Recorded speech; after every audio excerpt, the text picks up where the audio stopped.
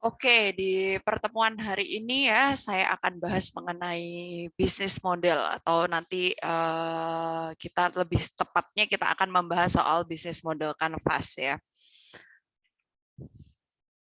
Oke, pertama-tama apa itu model bisnis ya? Definisi model bisnis dapat dipilah menjadi 3 kelompok, yaitu model bisnis sebagai sebuah cara, model bisnis dilihat dari komponen atau elemennya, dan model bisnis sebagai strategi bisnis.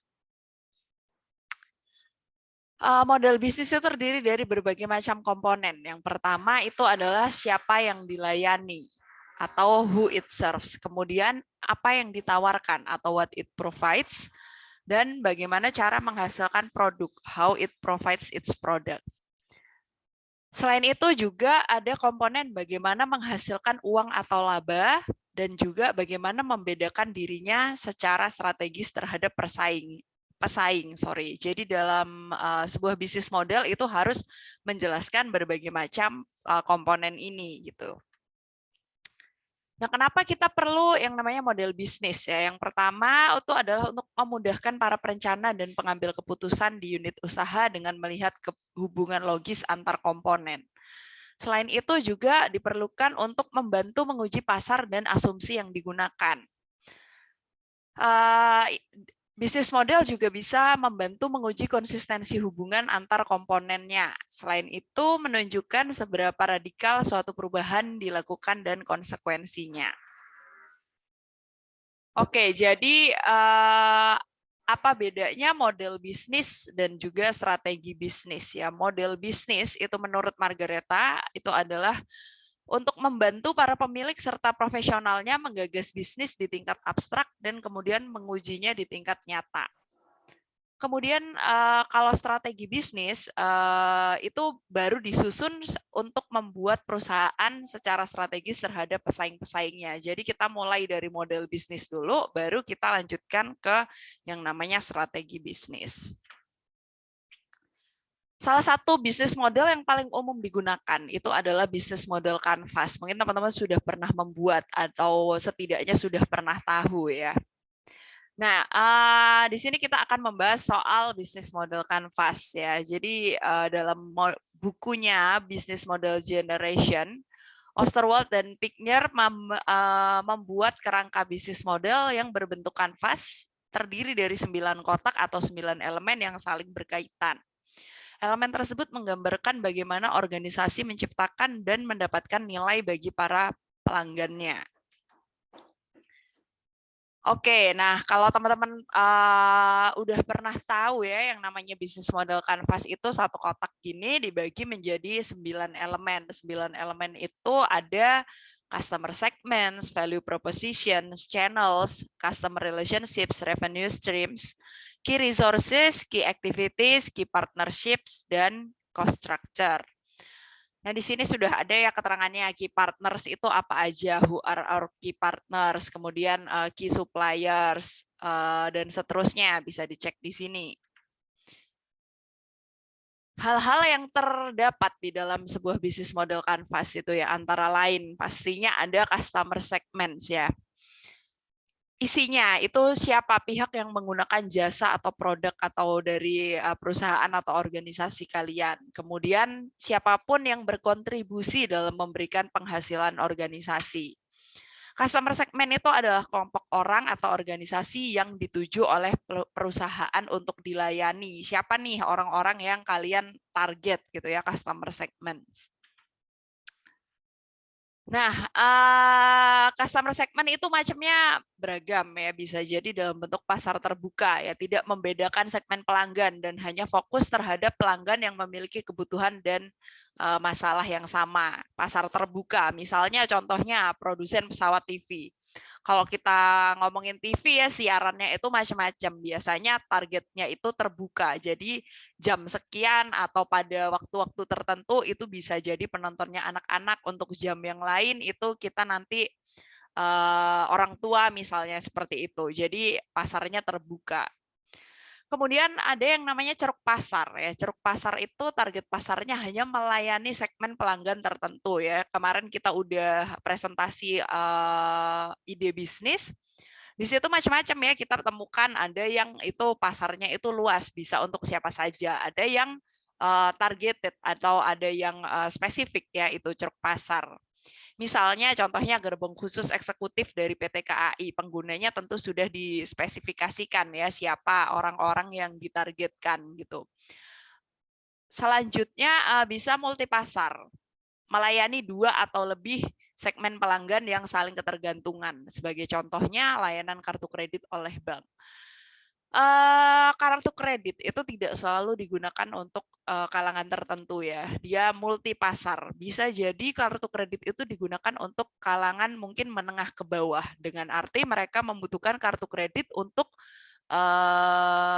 membeli barang-barang yang mereka belum mampu gitu ya. Jadi sistem kartu kredit itu kan seperti menghutangi dahulu gitu ya. Jadi bisa digunakan untuk kalangan menengah ke bawah yang memang belum ada budget untuk membeli sesuatu gitu. Tapi bisa juga nih kartu kredit itu sering identik juga dengan kalangan menengah ke atas ya. Menengah ke atas kenapa? Apa bedanya?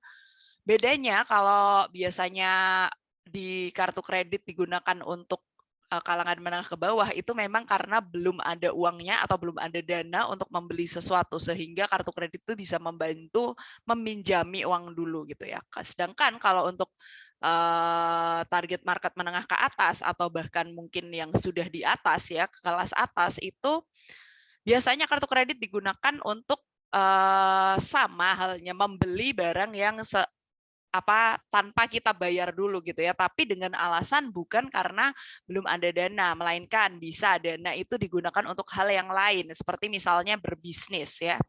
Berbisnis itu kita bisa putar uangnya dulu gitu, atau mungkin untuk faktor-faktor yang lain bisa digunakan untuk misalnya menggunakan sebagai promo atau kayak mengumpulkan poin dan lain sebagainya. Jadi itu yang disebut dengan multi pasar. Jadi bisa segmennya itu lebih dari satu gitu. Oke, komponen selanjutnya ada yang namanya value propositions ya. Itu satu keunikan yang menentukan mengapa produk atau jasa tersebut pantas dipilih oleh pelanggan ya. Jadi itu keunikan yang harus menonjol dari pesaing. Memecahkan masalah pelanggan dan memenuhi keinginan pelanggan. Itu bisa dari berbagai macam aspek ya. Misalnya dari newness atau kebaruannya. Produk itu adalah produk yang baru. Atau mungkin dari performance, ini adalah versi update dari produk yang sudah ada sebelumnya. Ini performance-nya lebih baik gitu ya. Kemudian bisa jadi dari customization ya, dari custom, apakah kalian bisa mungkin adjust dengan masing-masing pelanggan kalian dari custom. Kemudian getting the job done. Jadi misalnya produk kalian itu bisa membantu sesuatu untuk diselesaikan lebih cepat atau bisa jadi lebih baik seperti itu. Bisa juga dari segi desain ya, desain, brand, kemudian price, competition ya, kalian bisa lebih murah atau mungkin kalian lebih premium seperti itu. Macam-macam bisa juga dari cost reduction, kemudian risk reduction, accessibility, apakah produk kalian lebih mudah didapatkan dan juga convenience tentunya ya, kemudahan dalam penggunaan produk atau jasa kalian gitu. Jadi setiap produk itu atau setiap bisnis, setiap usaha itu harus ada yang namanya value proposition. Kalian harus punya keunggulannya gitu, keunikannya dibandingkan pesaing yang lain gitu. Kemudian yang ketiga itu adalah channel ya, channel. Bagaimana organisasi berkomunikasi dengan pelanggan, segmennya dan menyampaikan value proposition-nya ya. Kita punya value proposition, kita punya sebuah keunggulan, tapi itu tentu tidak semata-mata diketahui oleh pelanggan atau customer kita ya. Jadi kita harus tahu channel kita itu ya. Channel itu meliputi cara-cara meningkatkan kesadaran, memudahkan pelanggan menilai, membantu pelanggan membeli produk atau jasanya. Misalnya contoh ya channel, salah satu contoh ada Toyota dengan test drive dan personal assistance atau Astra World Service. Jadi channel itu apa yang kalian tawarkan untuk supaya customer kalian itu ngerti cara kalian atau ngerti keunggulan kalian gitu. Nah, tujuan dari channel itu ya kita bisa dari memunculkan kesadaran dari pelanggan mengenai produk atau jasa perusahaan. Selain itu bisa juga untuk membantu pelanggan mengevaluasi value proposition perusahaan. Bisa juga untuk memfasilitasi pelanggan membeli produk atau jasa perusahaan dan juga menyampaikan value proposition kepada pelanggan serta menyediakan dukungan pasca penjualan. Jadi kita tuh nggak semata-mata bisa diketahui ya nilai-nilai kita oleh customer gitu. Kita harus memberikan jalan untuk customer itu ngerti kalau kita itu adalah sebuah perusahaan atau brand yang seperti ini gitu, diwujudkan dengan bentuk macam-macam pelayanan kita tentunya ya seperti itu. Kemudian ada juga komponen berikutnya yaitu customer relationships, yaitu bertujuan untuk mendapatkan pelanggan baru, mempertahankan pelanggan lama, dan menawarkan produk atau jasa lama dan baru pada pelanggan lama. Contohnya personal assistant nasabah besar Bank Mandiri gitu. Kita macam-macam strategi dari masing-masing perusahaan untuk menyampaikan atau menginformasikan produk dan jasanya seperti itu.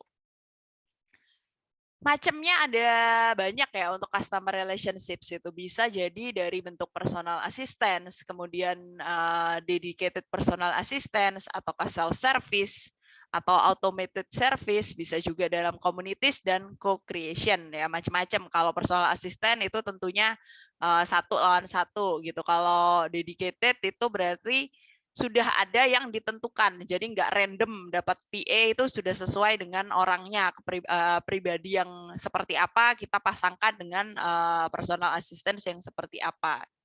Atau bisa juga dalam bentuk self service ya, bisa beli apa otomatis gitu. Jadi kita bikin fasilitasnya sebagai contoh misalnya kayak ya belanja online atau kita menggunakan aplikasi seperti Gojek dan lain sebagainya, itu kan kita self service ya, kita order sendiri, kita pencet sendiri. Sama ya macam-macam itu tergantung dengan sesuai dengan kebutuhan masing-masing perusahaan atau masing-masing bisnis gitu.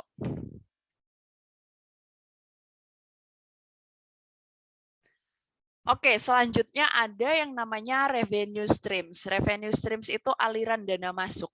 Jadi dari mana kalian dapat duit gitu dari masing-masing customer segmen kalian.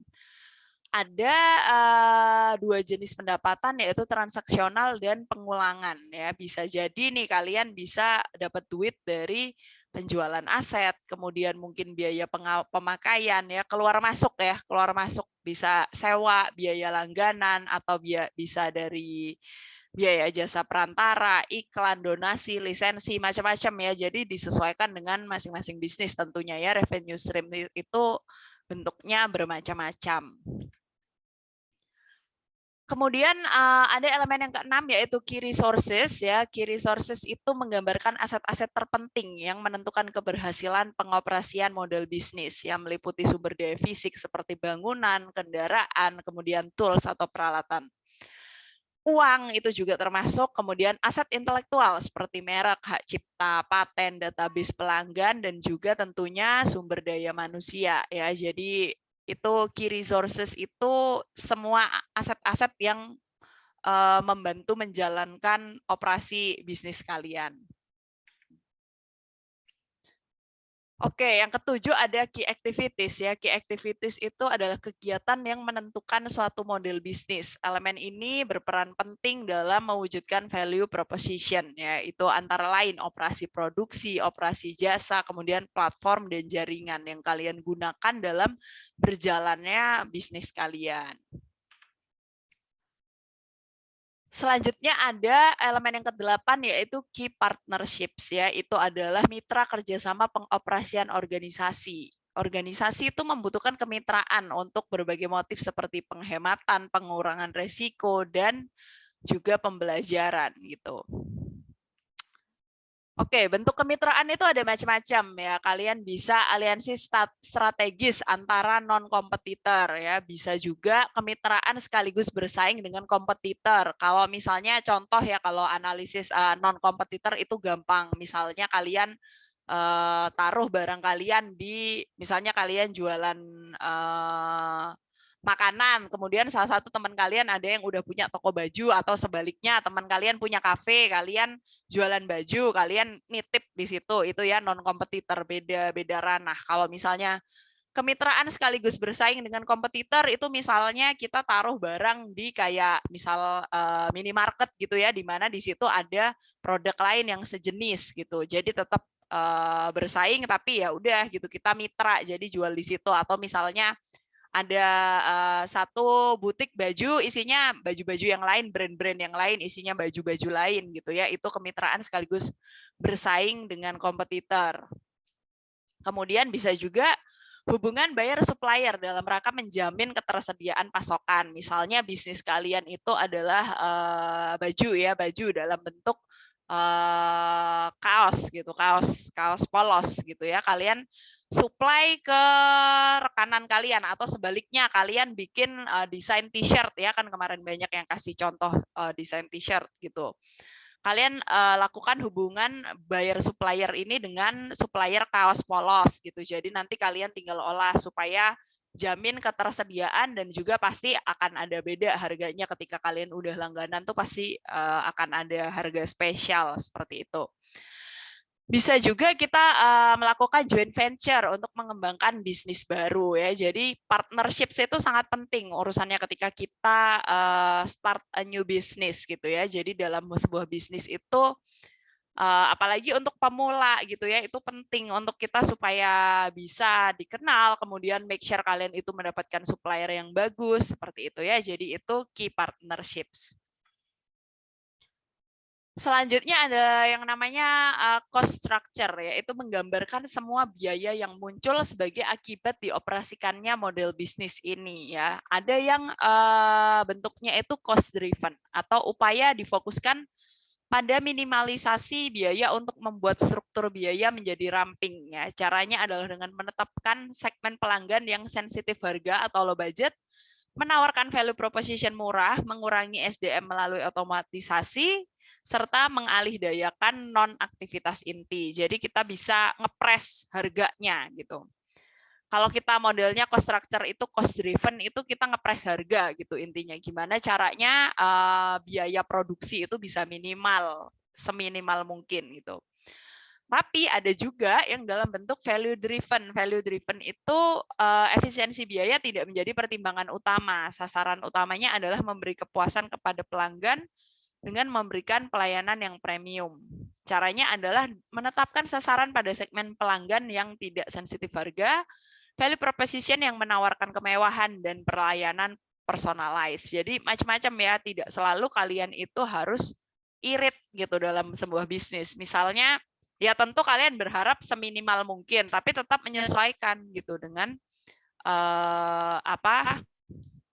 produk kalian gitu. Kalau misalnya kalian itu premium ya otomatis kalian harus value driven gitu. Jadi harga memang tidak terlalu bermasalah, harga bisa agak tinggi tapi memang mendapatkan layanan yang premium.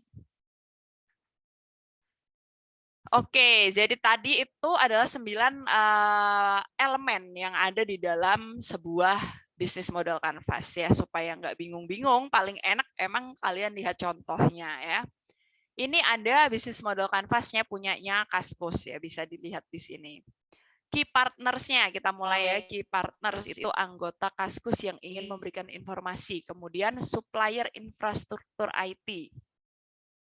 Kemudian key activities-nya adalah seputar IT dan juga marketing. Resources-nya yang paling penting adalah programmer dan infrastruktur IT. Value proposition-nya, tempat diskusi dan berbagi informasi gratis, tempat promosi produk dengan murah, tempat jual beli untuk barang-barang umum atau unik. Kemudian customer relationship-nya dalam bentuk komunitas regional dan juga thread. Kemudian bisa juga dari word of mouth.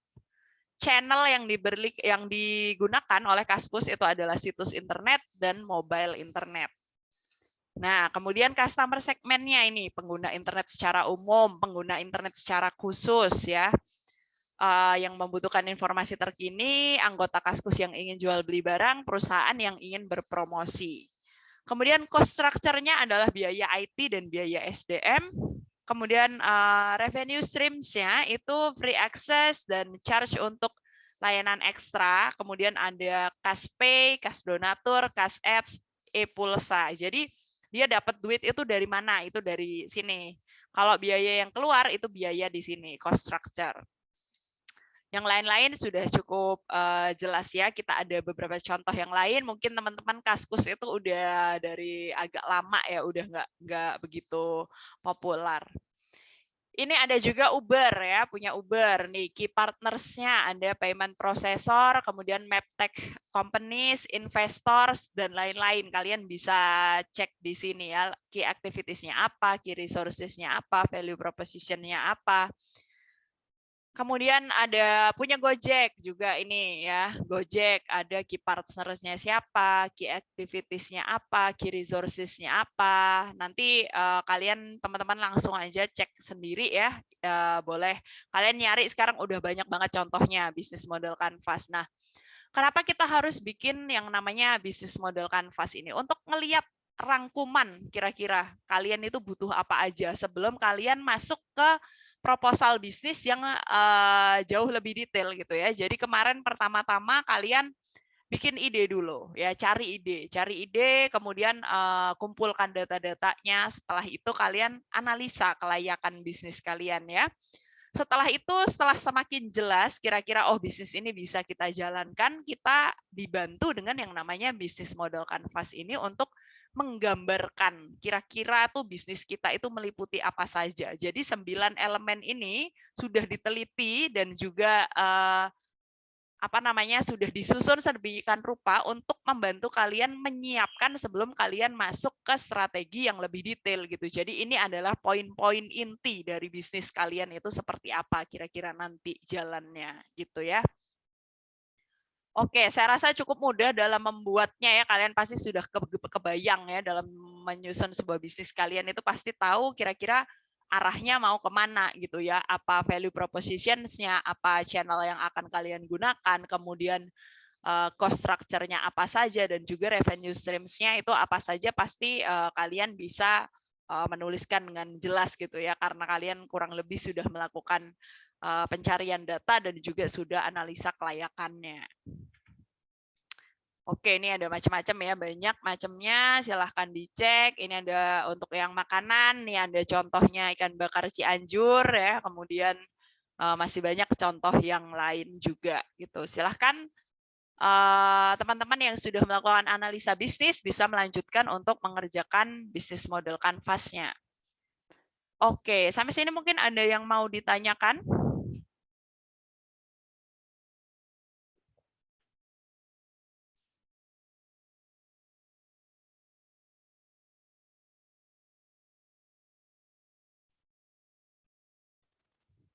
Oke, untuk UTS-nya ya, untuk UTS kewirausahaan, sepertinya kemarin juga sudah sempat saya infokan melalui grup WhatsApp, jadi sudah kira-kira sudah ada bayangan harus apa untuk UTS-nya. Oke, jadi teman-teman silahkan menyusun dalam satu dokumen ya, silahkan ukurannya bebas, layoutnya bebas, boleh portrait atau landscape, tapi bukan dalam bentuk makalah ya, jadi dalam bentuk presentasi lah ya, tahulah laporan teman-teman desain gitu ya, biasanya seperti apa, jangan yang hitam putih yang biasa gitu. Seluruh progres proyek yang sudah dikerjakan. Jadi dari awal semester itu sampai sekarang ya, meliputi apa aja, kita kan udah bikin ide bisnisnya, kemudian kita sudah bikin analisa kelayakan bisnis, dan yang terakhir silahkan dibuat bisnis model kanvasnya. Sesuai dengan bisnis yang sudah dipilih oleh masing-masing kelompok. Jadi kemarin harapan saya sudah mengerucut ke satu opsi setelah mempresentasikan dua pilihan dan sudah mendapatkan masukan dan diskusi, akhirnya dipilih satu yang mana yang dijalankan.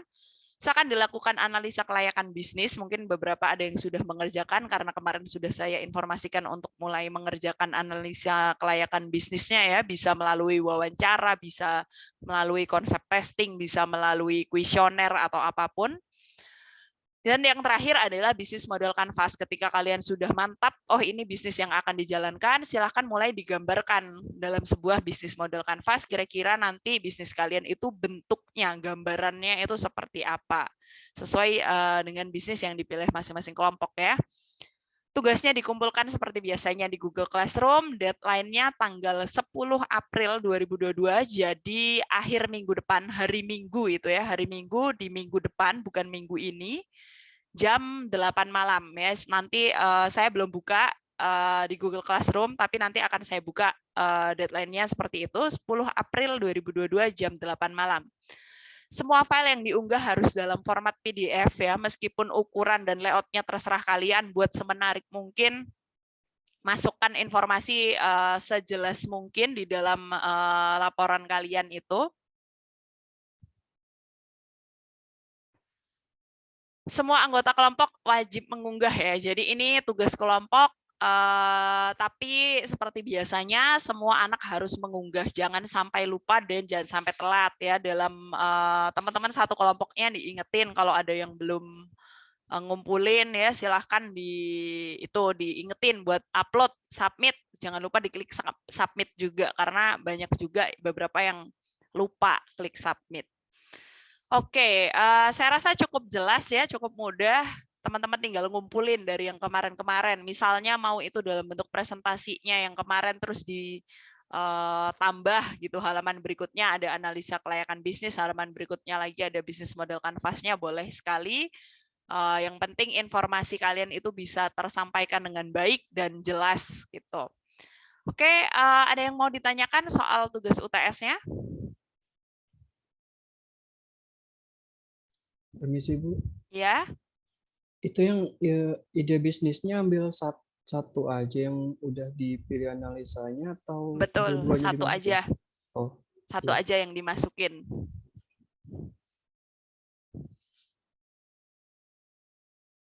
Ada lagi yang mau ditanyakan?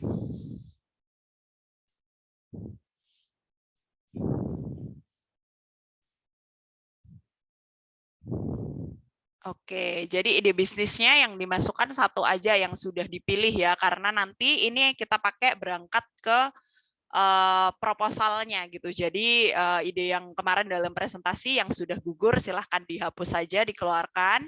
Nanti teman-teman bisa misalnya mau nyusun ulang ya juga dimasukin satu aja yang sudah terpilih gitu. Mungkin dari hasil presentasi kemarin ada perbaikan atau apa, silahkan dimasukkan yang terbaru, yang terkini, yang terakhir lah pokoknya, termutakhir ide bisnisnya, analisa kelayakan bisnis, dan juga bisnis model kanvasnya. Kita udah setengah jalan dari ini seluruh itunya ya, seluruh proyek kita gitu. Oke, apakah ada lagi yang mau ditanyakan?